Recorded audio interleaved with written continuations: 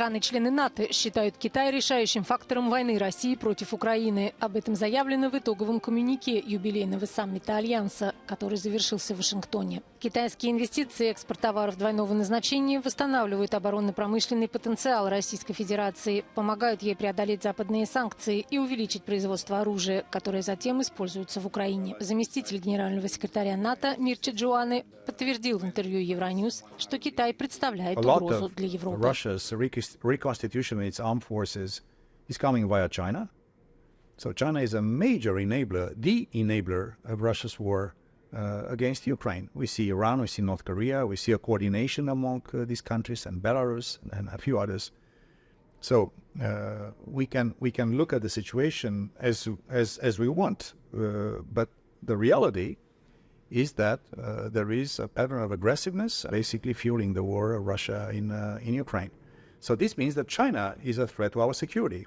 It means that, of course, they put challenges in many other places, but for us, with war in Europe, China, Iran, Korea helping Russia so dramatically in waging war against Ukraine, against European security, makes China, a partner of Russia that is seen by NATO with more severity than before.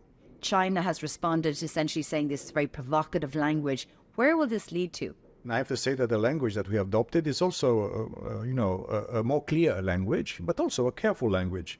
We're not declaring China as our enemy. It is not. They are a serious challenge to European security, and this is a fact.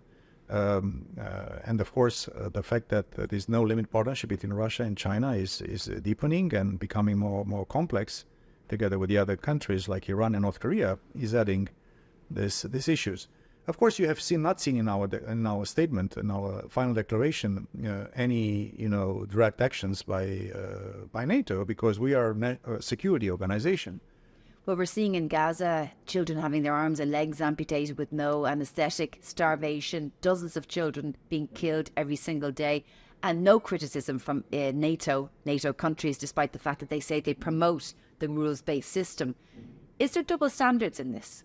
As NATO, we are basically not involved in this conflict, and that's why as an institution we are relatively, moderate in what we say. But we see allies all calling from the US all the way to a few allies that have been recognizing the state of Palestine in various forms and shades, basically asking for one thing: let's this war stop. Let's have some form of cessation of hostilities, exchange, bring the hostages back, and try to avoid escalation in the Middle East, which will be also another big trouble for us.